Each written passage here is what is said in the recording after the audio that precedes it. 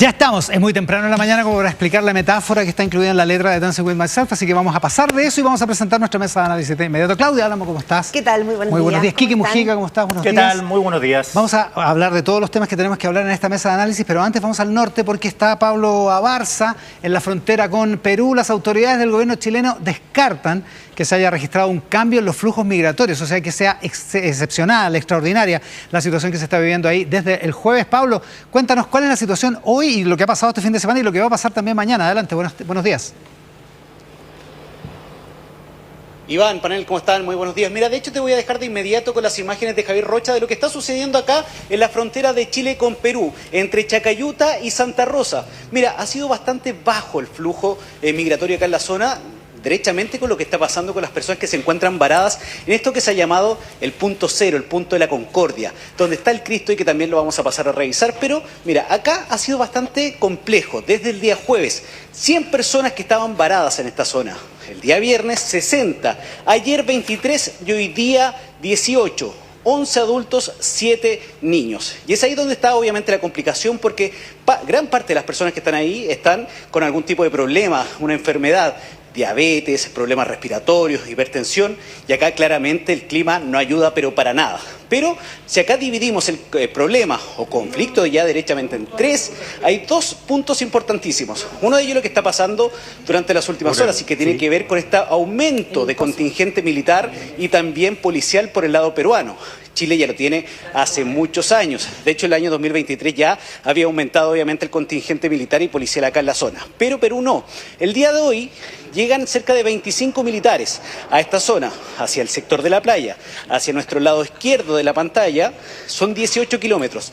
Para esos 18 kilómetros hay 11 militares. Para nuestro otro extremo, para el lado derecho, que es hacia Bolivia, son cerca de 20 militares también que se están replegando en la zona para 132 kilómetros. Es una distancia muy, muy grande. Pero ayer se dieron estas declaraciones, tanto desde el gobierno peruano, en este caso por Vicente Tiburcio, que es el ministro del Interior, que decía que la frontera se respeta. En Chile, el director de Migración, el subsecretario de el Interior y también de Seguridad Pública decían que las leyes se tienen que cumplir. Es ahí donde se abre, obviamente, esta arista y también lo dejo invitado para que puedan comentarlo, muchachos. Sí, Pablo, a ver, vamos por parte. Primero, la reducción de la gente que estaba esperando ahí, de los 100 que estaban en un principio a los 18 que hay ahora, ¿se debe a qué? Algunos de ellos cruzaron, se devolvieron a otro lugar, abandonaron la posición fronteriza que los deja la expectativa de poder cruzar en cuanto se solucione el problema. ¿Cuál es exactamente la razón de esta disminución? Hay dos factores importantes. Uno de ellos tiene que ver con que algunos regresaron hacia Arica, otros que lograron cruzar hacia Perú, de forma irregular también. Eso hay que mencionarlo. Llegaron acá a esta zona en horas de la noche, es algo que también lo vamos a revisar en nuestro noticiero central, pero que tiene que ver derechamente que pasaron por el lado de la playa, que es a nuestra izquierda, o también hacia el sector del cerro, hacia nuestra derecha. Eso por un lado. Otros que también han intentado ingresar a esta zona y han logrado hacer esto desde el llamado que realiza el gobierno. Esto fue el día de ayer, que tienen que ir a una zona, que en este caso si habían pasado de forma legal desde Perú hacia Chile, pueden ir al consulado, buscar un documento y poder ingresar hacia el sector ya de Santa Rosa, que es la aduana peruana. ¿Qué pasa con los que no tienen documento, que pasaron de forma irregular, tanto en Perú y Chile? Tienen que hacer también esta autodenuncia en la Policía de Investigaciones, llegar con este documento, y es ahí donde se está entrampando un poco esta discusión y que por eso va a ser clave el día de mañana con esta reunión entre las autoridades chilenas y peruanas. Muy bien, Pablo Abarza. En la frontera norte de Chile, ahí en Chacayuta, Pablo Abarza con la información. Y por cierto, información durante el día ante 13 en vivo y en la noche informe completo en la edición central de Tele 13. Gracias, Pablo. Muy buenos días. Ya. Entonces, así está la cosa. ¿Así comienza o termina esta semana o comienza la próxima, Claudia? Sí, reporté bastante este tema. Hablé con autoridades de gobierno. Yo creo que hay que hacer un poco también la mirada un poco más amplia. Esto partió el viernes con una decisión del presidente interino de Perú, José Geri, de militarizar la frontera. Claro, pero declarar el estado de emergencia claro, y con pero ello no es militarizar. solamente Tacna, es también la frontera que probablemente es la que más preocupa en este momento al Perú, que es Ecuador-Colombia. Ya. Porque la situación en su lado norte. En su lado norte. Porque ahí vienen bajando. Porque la situación que se está viviendo ahí, según autoridades de seguridad y de gobierno, es que lo que ha señalado el Perú es que ahí tienen una situación muy compleja porque las FARC funcionan de lado y lado. Ya les voy a contar... Entre Colombia y Ecuador, bueno, sí, históricamente. Y por lo tanto, y Perú hoy día vive una situación de crimen organizado probablemente de las más graves que se viven en la región. Y la frontera norte, la de Tumbes con, se me olvidó cómo se llama el pueblo al otro lado, es parecida, o sea, pero es desértica, es parecida a esta frontera entre Chacayuta y Santa Rosa. O sea que es desértica, cerca del mar, o sea, tiene algunas cosas parecidas, para el otro lado de la cordillera. Partamos por el global para llegar un poco a esto. ¿Por qué el global? Porque la gran preocupación que hay en este momento en la región tiene que ver con lo que está pasando entre Estados Unidos y Venezuela. Es decir, la posible intervención de Estados Unidos en Venezuela, desde hace unas semanas ya, los gobiernos de la región están preparándose porque esto puede tener varias salidas. Una salida podría ser a lo Panamá, que saquen a Nicolás Maduro como se sacó en Panamá, pero se ve poco probable. Pero hay una tercera que puede ser conflictos sociales importantes y que puede venir un nuevo éxodo de venezolanos. Y por lo tanto, las fronteras se están volviendo porosas. O sea, no es solamente los que salgan de Chile por el efecto José Antonio Caz y sus políticas migratorias. Que en el gobierno entienden que es así, ¿no? En el gobierno lo dicen, el problema no es Caz, es más bien la situación en Perú, que se tiene que defender con fronteras más complejas por la bajada de nuevos inmigrantes. Claro, porque si no estaría fluyendo la salida, digamos, la salida de ¿Por Chile. qué es importante lo de Venezuela, Estados Unidos? Porque en el caso de Colombia, Estados Unidos financia algo que ha sido muy importante para el control del crimen organizado, que se llama, si me permites un segundo, se llama, es un comité que se llama Plan Colombia. Y ese Plan Colombia ha sido financiado por los Estados Unidos para hacer frente al narcotráfico, pero en el cual todos los jefes policiales de la región tienen 2 integrantes allá. Ahí hay dinero que permite finalmente controlar, hacer labores de inteligencia. Si y Estados es coordinado Unidos, con todos los países que están, o sea, Chile también. Chile tiene 2 representantes allá. Chile tiene mucha relación con la policía norteamericana, por el Tren de Aragua. Entonces, si entre otras Estados cosas, el Unidos, visa waiver sirve para eso. Claro. Si el visa waiver no es solo un acuerdo para que salga más fácil viajar a Estados Unidos. Entonces, si Estados Unidos afecta a Venezuela y se genera una situación caótica con una nueva ola migratoria que baje, y que en caso de Colombia se le retiran los recursos porque hemos visto que la relación de Donald Trump con Gustavo Petro no es muy buena, más bien mala, pésima. Peor ahora por las revelaciones de que Petro tenía contactos con disidentes de la FARC que tienen a su vez una alianza con el gobierno de Venezuela. ¿Qué podría pasar? Que entonces no es solamente una ola migratoria, sino que se puedan abrir mercados ilegales muy complejos.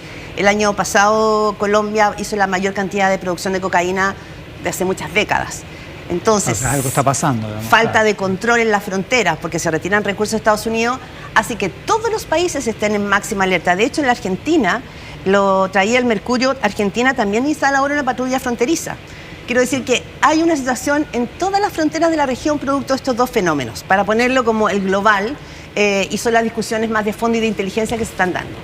Vamos entonces ahora a la situación norte. ¿Qué es lo que pasa con nosotros, digamos? Claro.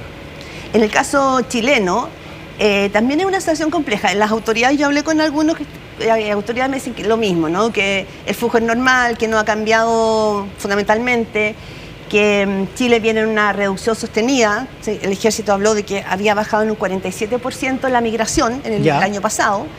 Se espera que este año sea más, pero que finalmente en este flujo hay que entender bien cómo funcionan los acuerdos que ha tenido Chile con el Perú desde el 2013, que es un acuerdo de un control fronterizo integrado.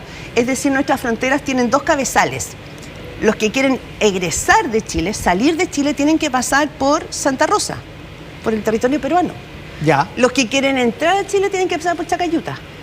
Entonces, dicen, el problema no es Caz en el gobierno, sino que el problema es Perú. Es Perú el que tiene que recibir o no permitir por eso se nos están juntando, porque pasan Chacayuta y rebotan. ¿Cuál es el riesgo? Porque hay un interregno entre las 2 fronteras. Ese es el problema. Es un camino. Igual es un camino más con desierto por los 2 lados y agua. Igual que entre Chile y Argentina, entre los Libertadores. Claro. Cualquiera de los pasos. Son 600 metros. Sí, es una franja. Chico, claro. Y ahí, ¿qué puede pasar? Ahí se puede generar un tapón. Ahí se puede generar una situación humanitaria compleja. Y pasó en mayo del 2023. Eso ya pasó. El temor es que eso pueda volver a pasar. Por eso la reunión de mañana es una reunión tan importante de autoridades chilenas y peruanas que nos decía Porque Pablo si no recién. se te juntan 100, se te juntan 1000 y tienes un problema humanitario importante. 1000 se te juntaron en el mayo de 2023. Oye, perdón, y la temperatura es calor en la mañana, frío en la noche, Claro. frío desértico, hay niños de por medio, Toda o sea, razón. puede ser un desastre mayor. Muy complicado. Tenemos que ir al corte, pero seguimos con este tema y con todos los otros temas de la contingencia en esta mesa de análisis, en el inicio de esta edición de Mesa Central que hacemos por el 13 en simultáneo con T13 en vivo y Tele13 Radio y todas nuestras plataformas. La pausa y estamos de vuelta. En simultáneo con T13 en vivo, Tele13 Radio, con Kike Mujica y Claudia Álamo.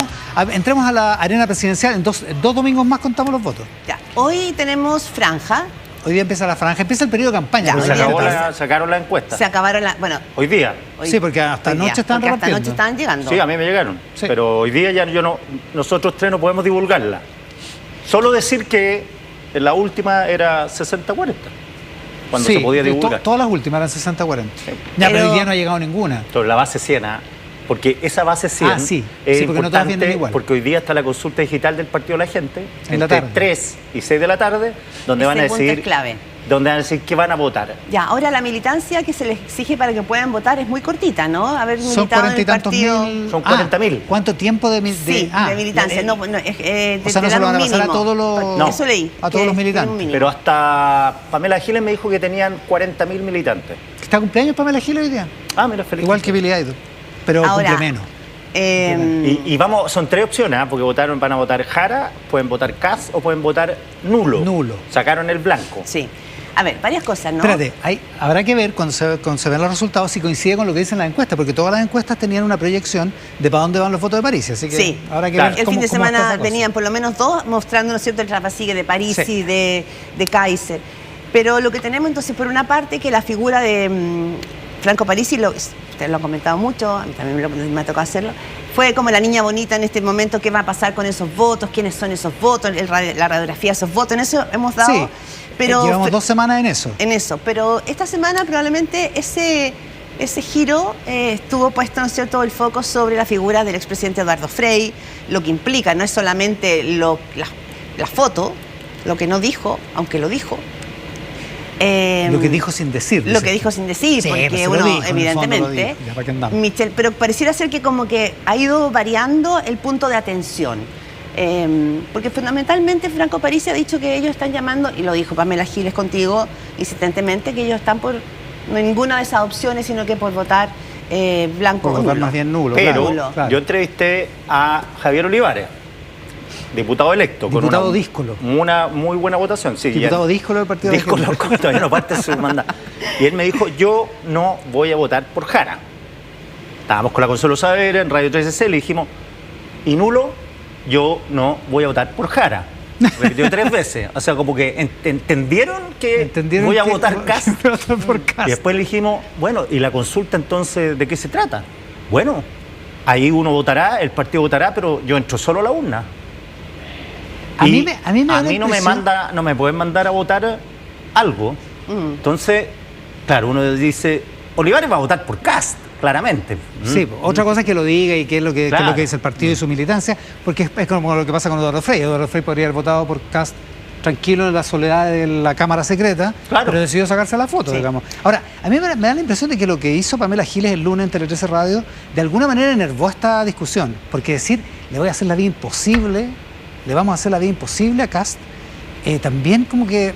Sí, pero eso yo un la gesto escuché. un poco más... Yo la escuché el viernes en Agricultura, ¿Ya? donde ella concurre, y ella explicó lo que te había dicho. Dijo que ella había dicho que le iba a hacer la vida imposible a Kast en la medida que Kast gobernara por decreto. Eso. Si Ya. gobierna por decreto... Yo le vamos a estaba hacer ahí, Sí. Por eso te digo, la precisión, porque Ya. obviamente que la Chechurán está espantado por lo que había dicho ella, y ella precisó eso, que no la habrían Saludos, logrado, Chechurán. que no la habrían logrado entenderla, y que sí la habían entendido muy bien los republicanos, porque habían dicho, bueno, es normal. Ahora, Guillermo esa- Ramírez, que estaba ahí, el presidente de la UDI, dijo, bueno, ¿qué esperan si Giles va a ser opositor a todo, a Jara, acá? Entonces, No, sí, tampoco, claro, tampoco una gran sorpresa, pero otra cosa es declararlo. Contigo explicó por qué sería opositora, Sí. dio explicaciones intelectuales de por qué Sí, ella po. tiene una postura disidente respecto de los dos candidatos, a los que considera los dos candidatos del Habló de neoliberalismo. populismo y habló de oligarquía y neoliberalismo de las dos Exactamente. candidaturas, digamos. Ahora, eso A se Jara le ha sumó caído súper bien eso. a declaraciones la semana pasada de la nueva senadora de la Araucanía, Vanessa Kaiser, que también puso un punto altisonante cuando dice hay una izquierda que no está dispuesta a aceptar que gobierne la derecha y habla derechamente de que cree que van a haber un golpe de Estado. Pero uno podría decir... Sí, ella dice que a Piñera también le hicieron un golpe de Estado, en ese sentido. No, sí, no es como que no los van a dejar gobernar. concretar. Pero lo que quiero decir es que uno, si esto fuera una cocina, que a ti te encanta, Quique, yo diría, reservemos, dejemos en reserva esto y quizás concentrémonos en lo que hemos visto que se va a desplegar desde esta semana hasta el 14 de diciembre. ¿Cuáles son las estrategias de José Antonio Kast? Porque si las encuestas que vimos hasta ayer son correctas, él va a ganar probablemente. Sí, el problema es saber por cuánto. Y el problema va a ser cómo va a gobernar, cómo sume a Chile Vamos, cómo va a sumar al resto de los partidos para poder hacer una coalición. Y en eso están trabajando. Y ahí la derecha da ciertas señales. La de Arturo Esquella, el presidente del Partido Republicano, que habla de un gobierno casi de coalición. La de Rodrigo Galilea hoy, en una entrevista de Rocío Latorre, en La Tercera, donde dice, republicano no puede gobernar solo, del mismo autor de Aquí en Mesa Central de que gobierne con sus cuadros. ¿Se acuerdan? Claro. Ya. Claro, la resignación. Bueno, pues tenemos que verlo. Dice, no me gusta comerme el sándwich antes del recreo.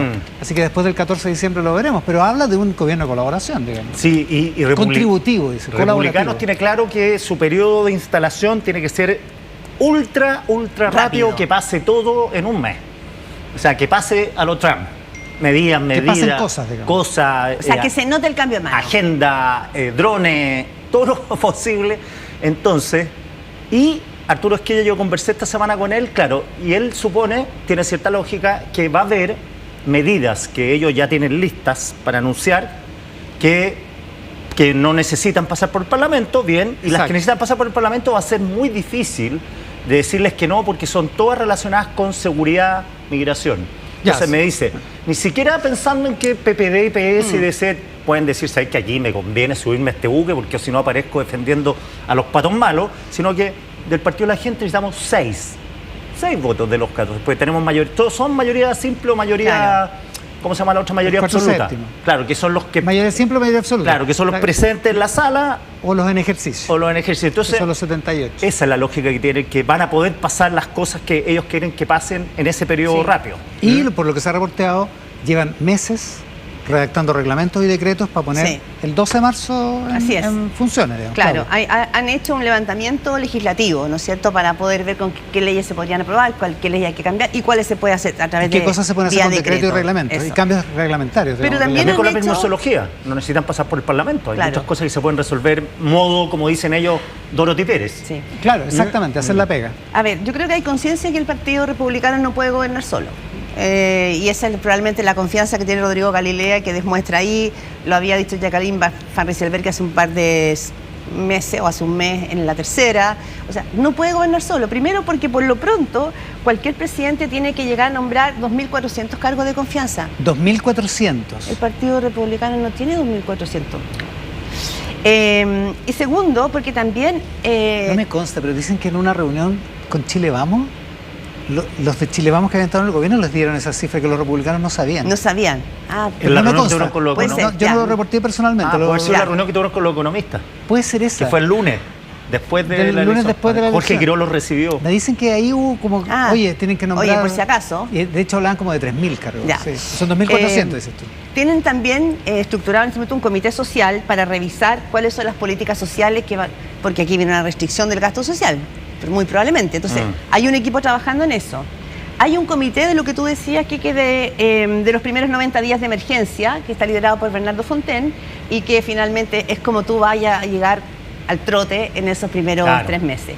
Pero Exante dice hoy día que Iván Poduje tiene hasta el 16 de diciembre, o sea, 2 días después de la elección, para presentar un plan de 90 días en vivienda, por ejemplo. Ya, están trabajando en eso. Y también salió en la segunda esta semana, un comité de finanzas públicas que lidera Jorge Quirós, está Bettina Horst y Felipe Larraín, el exministro, para ver finalmente cómo se hace ese ajuste fiscal. O sea, están trabajando en el diseño de un próximo gobierno.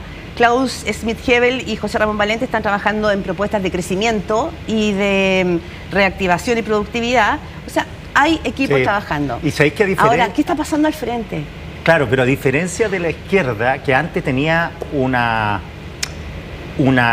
brigada de neuronas trabajando en think tank, ¿te acuerdas? Sí, claro. Todo el mundo de CIEPLAN, La derecha está muy blindada en términos de estudio de pivote, horizontal, libertad de desarrollo. O sea, el análisis, las soluciones están. Si ahora lo que hay que hacer es aplicarla y que Republicanos se sienta que esas soluciones que están aportando los think tanks de las distintas derechas sientan que ahí está la solución y tengan la muñeca política para poder moverse. ¿Y lo de Frey? ¿Qué les pareció lo de Frey? El gesto, la foto de Frey, la foto implícita de... Igual yo, como dice Carlos Peña hoy día, él alaba. Carlos Peña no fue particularmente benevolente el miércoles con la foto de Frey con Kast, pero hoy dice, él y Bachelet están haciendo lo correcto y por Dios que se agradece que haya políticos que hacen lo que consideran correcto en vez de lo que les parecería conveniente, digamos. Ya, que finalmente actuar desde su convicción. Desde la convicción. Y basta mirar, haber entrevistado a Frey en los últimos 2 años y haber visto algunos de sus discursos y algunas de sus intervenciones durante esta campaña para entender que lo de Jara, la coalición de Jara, el oficialismo actual no le satisface, pero en absoluto, digamos. O sea, no puedes haber ninguna sorpresa en eso. Sí, otra cosa es que lo haga público. Sí, porque yo hablé con gente de la DC que no estuvieron de acuerdo, gente que no está en el lado de izquierda de la DC, gente que... No en la directiva, que digamos. siente cercano a Frey. ¿Y para qué? ¿Para qué si Kast va a ganar igual? Entonces, la lógica no era necesario... ¿Para qué ese guiño? ¿Para qué ese guiño si Kast va a ganar? Entonces, si estuvieras peleado ya, ponte tú. Y hay gente de la DC cercana a Frey, entonces decían, no, fue buena idea. Pero ¿por qué no lo hizo, por ejemplo, en su momento con Evelyn Matei, que probablemente le quedaba un poquito más cerca? Pero a lo mejor si hubiera tenido posibilidades de ganar a Evelyn Matei, a lo mejor lo hubiera hecho. La versión en la tercera... Pero para alguien que no iba a ganar... Sí, la versión en la tercera es que se juntó con Evelyn Matei y le dijo que él iba a tomar posesiones solo en la segunda vuelta. O sea, como... Y se cumplió esto. Como dice Iván, quizás si ganaba Matei era la ungida en la foto. Si tenía posibilidades. Claro, además me dicen de republicanos que no fue un encuentro, fueron varios, y que Frey valoró mucho que no se filtró nada de esas conversaciones. Se encontraron en Frutillar la primera vez. Claro. Sí, habían venido teniendo encuentros, pero en seminarios y en cosas así. Ahora, o sea que se trabajó esta cuestión. Tuvo varios efectos. Tuvo un efecto para el propio José Antonio Kast. Fue un golazo para él, sin ninguna duda, yo creo, sí. No sé si mueve estos votos de Parisi, no sé si esos votos desafectados, indiferentes, mueven la aguja con Eduardo Frey, probablemente no. Es bien de elite. Es súper de elite. Sí, porque además, si hubiese sido un mundo suculento, a Matei le hubiera ido mucho mejor que claro, a Frey. exactamente. Sí, tal cual. Ahora, por fin se acabó la transición, digamos. Ahora, tuvo otro efecto carambola lo de Kast, que es lo que provocó en el mundo de la izquierda y la centroizquierda. Yo creo que eso también... la irritación. Dolor también. Carolina Toda la entrevisté esta semana y hablaba de dolor. Estaba como irritación, enojo, pero un dolor, como la sensación de que te llega un palo por la espalda de alguien con el que tú compartiste mucho. Fuiste ministra de él, trabajaste en sus campañas. Pero bastaba con ver los discursos y, o sea, lo que decía Frey, lo que dice Frey, de la ley Lafkenche, de la permisología, de los tratados de libre comercio. Nos sobraba la plata, este gobierno no ha hecho nada, dijo en enero. Sí, pues sí, o sea... Pero igual es José Antonio Kast. Sí, o sea, es el único pinochetista que va a llegar a la moneda después del 90. Piñera no era pinochetista. Es el primer presidente que votó por el sí. Por eso digo que el fin de la transición. Es un presidente de la concertación votando por alguien que votó por el sí, digamos. Frey sostiene que a su padre lo mató la dictadura. A pesar del fallo judicial. Por el otro lado, Bachelet y Jara se juntan, toman desayuno, pan con palta, tú decías recién, yo no sabía ese detalle, rico, muy chileno. Y bien temprano, 6:30. 6:30, es que tenían el debate a las 8. Claro. Llegó justito, Jara, la Bea Put me contó que Janet Jara llegó justito a la radio cooperativa, donde era el debate. Sí, y no quiso que se diera a conocer ese desayuno para que no matara su performance en el debate. Y a preparar con artillería para darle con todo al candidato. Ahora, la última vez que estuvimos juntos acá a comienzos de noviembre, habíamos reportado, yo les dije, el cambio de estrategia para la segunda vuelta de Jara no había salido todavía de Darío Quiroga, pero era que ella iba a profundizar las diferencias, ir al choque, y tenían como el diseño de en qué puntos iban a tomar esa diferencia. Eso como que venía cuajándose antes. Lo que pasa es que con la entrada de Francisco Vidal y sectores del socialismo democrático dijeron, mira... Como que a veces se estaba... Sí, como... Esta semana Francisco Vidal estuvo en T3 en vivo, en Hablemos a las 12, Y era un discurso totalmente distinto. Fue el mismo día del debate, creo que. Sí. Creo que fue el jueves. Sí, y la entrevista era como... eran paralelos, él estaba Casi. hablando, yo estuve en la radio con él, después Claro, estuvo en Trans estuvo en la y radio después y dijo, estuvo acá al aquí mediodía. la campaña tiene que ser, es bajarle a la gente las medidas, el ingreso vital, Lo 20% importante, menos la luz. La gente tiene Claro. que llegar a fin de mes sin endeudarse. Eso claro. pero nada que, o sea, aquí no hay que enfrentarse con Kast, decía Vidal. Entonces, yo no sé si a lo mejor es un vocero como exótico o realmente hay discusión en el comando respecto O de la una tercera estrategia. alternativa, o es una estrategia. De uno bueno y uno malo. Bueno y uno malo. Puede ser también. Sí. Pero igual O sea, se ve raro, digamos. Sí, sí. O sea, suena raro. Ahora, ¿qué está pasando en el mundo socialismo democrático, democracia cristiana, Partido Comunista? Toda esa izquierda oficialista está muy complicada de que la diferencia, en caso de ganar Kast, sea una diferencia demasiado fuerte, demasiado... ¿cómo se dice cuando te cae un hielo sobre la cabeza? Te cae un Como una camión. avalancha, claro. Te cayó un Es una camión. avalancha. Se cae un republicana. camión encima. Un piano. Claro, y la idea también, ¿no es cierto?, Un está mazazo. como de fondo, ese mazazo. ¿Y cuánto sería eso? Porque también hay, ojo, Sí. 60-40. 60 no, pero dicen 60-40, ya, pero con 55-45 no estaríamos tan mal. Sí, a mí yo he escuchado el 55-45. Claro. Con 10 puntos. Sí, 10 en el puntos. fondo La lo- que lo mayor, que le ganó Boric a Kast. la mayor diferencia que ha habido es Bachelet, que sacó 62,1. Y le ganó a Matei. Le ganó a Matei, Matei sacó, esto que fue el 2013, Matei sacó 37,8. Ya. Eso es paliza. Son 25 puntos de Eso diferencia. es No, eso es paliza. Claro. Ya, eso no es creo que paliza. sea tanto, pero Las pega en el encuestas palo, anteriores a las de ahora indicaban que es 60-40, en base 100. Sí. Esa es una preocupación que da vuelta y todo el mundo dice, bueno, si pasa un milagro, pasa algo fenomenal, algo increíble, faltan 2 semanas, podría ser, no sé, en menos de 2 semanas ya, pero la situación pareciera estar un poco echada, ¿no? Pero como decía de El Economist sobre Michelle Bachelet, ni aunque la pillen asesinando a un panda, o sea, tendría que pasar algo así, es muy raro. No, muy raro. Muy raro. Sí. Porque además los atributos que marcan las encuestas anteriores dan cuenta que Kast arrasa en las principales, cuando le dicen qué candidato lo haría mejor en delincuencia, Kast Sí. 60 y algo. En control de migración, Kast 60 y algo. En economía, Kast 60 y algo. Lo único que Kast gana por menos es cuando le preguntan políticas Sí. de salud. Ahora, la izquierda va a tener que hacer un proceso de reflexión, puede hacerlo o no hacerlo, pero hay datos que los ha planteado el propio Francisco Vidal, también me tocó entrevistarlo y él decía que el gran tema es volver a los sectores populares, porque los sectores populares la izquierda pareciera no estar presente, no Anduvo hay... poco. Y Rinde una parte se los poco. quitó París y la otra parte se los quitó Kast. Parisi Exactamente. le Oye, quitó una parte importante. muy importante. Ahora, alguien me decía del oficialismo, que me decía, veo un parlamentario que se va ahora, me decía, veo a los Frente Amplio y al PC con unas ganas de ser oposición, pero Es muy fácil, es 4 muchísimo, años devolver todas las manos que tienen, pero claro, pero con una... Si tienen la moneda y logran tener el Congreso moviendo apoyo, yo sé que parece que 2 están, ya hay movimiento intestino, ¿ah? Republicanos que andan buscando por acá, Chile Vamos que andan buscando por allá, Partido la Gente que por aquí, por allá, o sea, esto se puede reconfigurar Está más o menos rápido, está unos movido. 7 u 8 nombres más o menos. Está movido y queda todavía hasta marzo.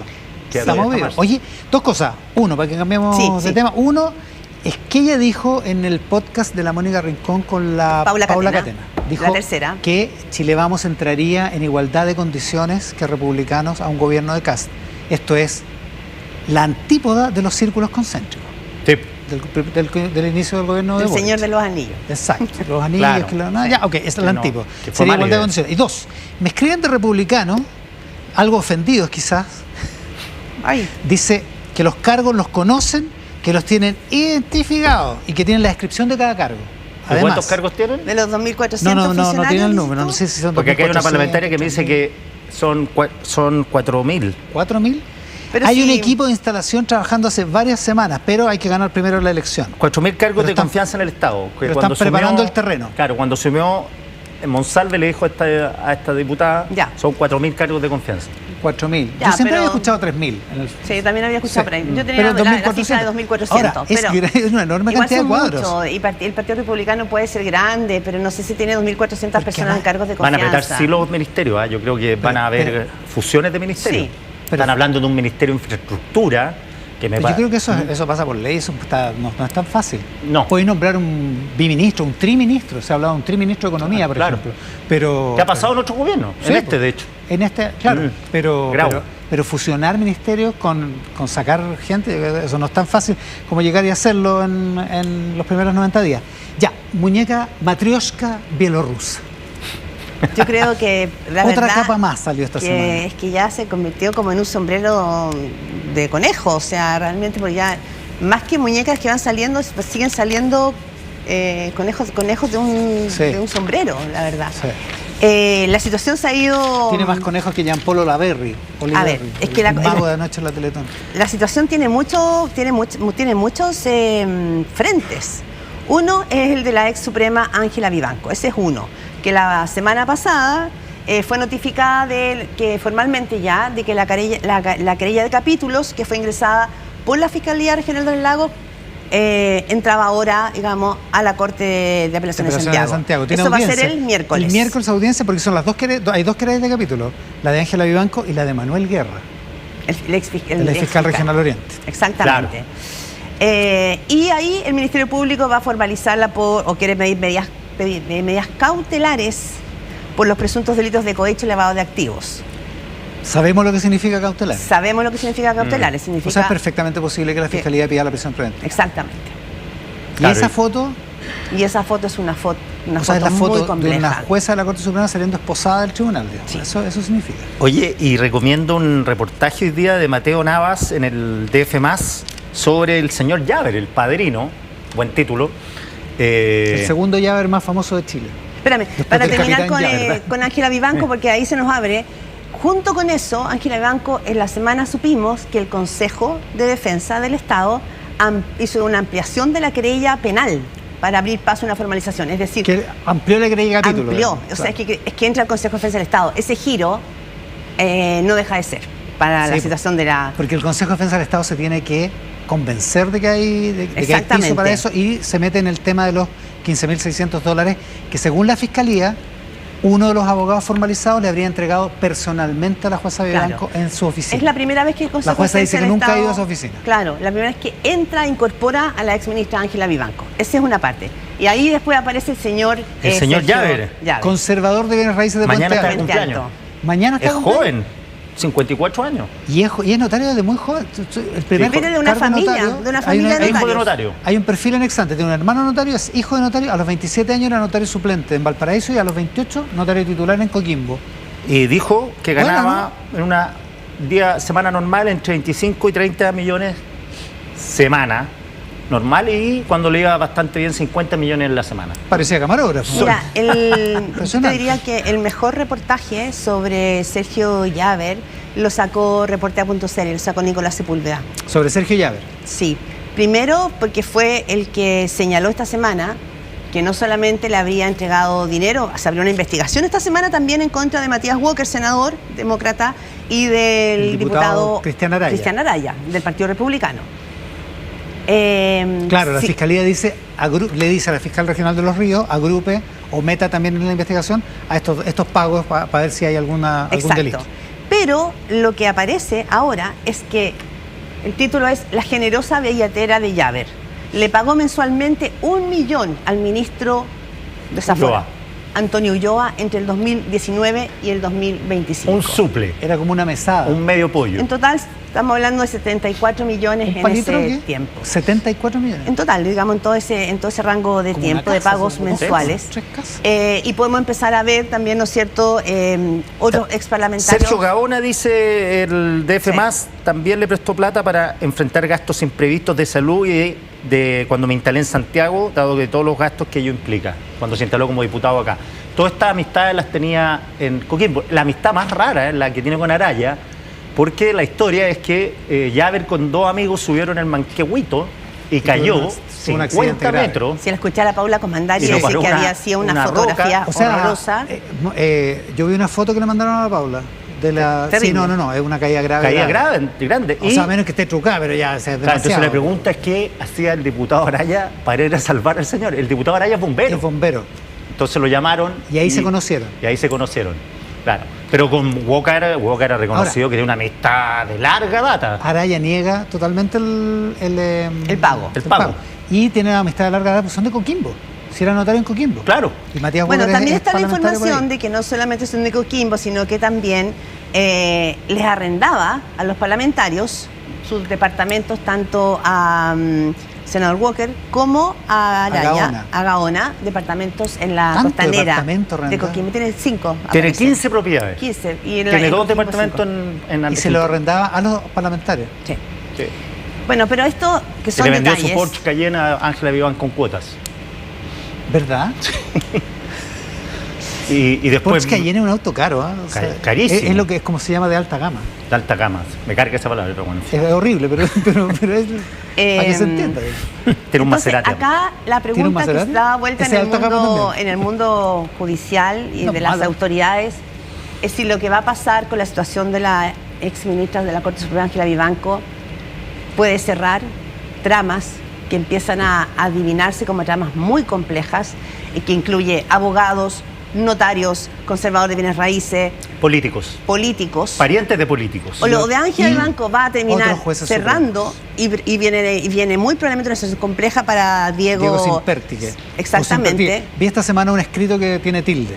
O sea, me dijeron que se decía Claro. Simpertique. Entonces la pregunta que da vuelta es, o con Ángela Vivanco se condensa y se cierra un capítulo, O o caen aquí se todos. abre el abismo.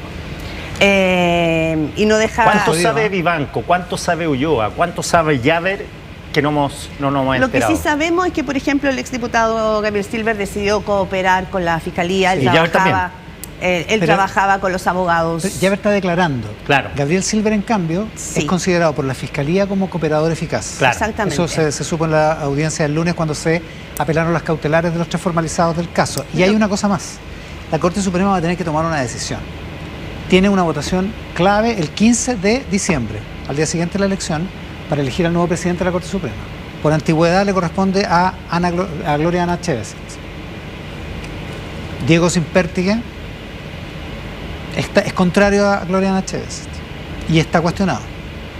Tiene un cuaderno, tiene un sumario abierto.